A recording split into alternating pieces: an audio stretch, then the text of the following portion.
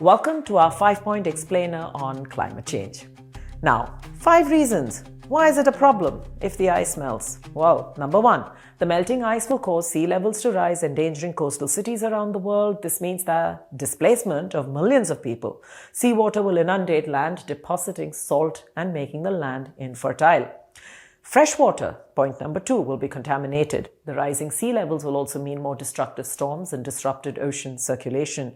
Influx of fresh water into the ocean will affect the salinity ratio of the ocean, causing a cascade effect of species loss and movement, leading to a collapse in fisheries, and low-lying islands will be flooded, with some being destroyed entirely. Point number 4, in 1985, ice cores extracted from the Arctic as old as 150,000 years proved that CO2 and the temperature had gone up and down together. Scientists also dug deeper and found cores that dated back to 420,000 years, and the evidence of rising greenhouse gases was clear. A few years later, they were able to unearth ice cores at 800,000 years ago, and it showed at that point there was relatively stable CO2.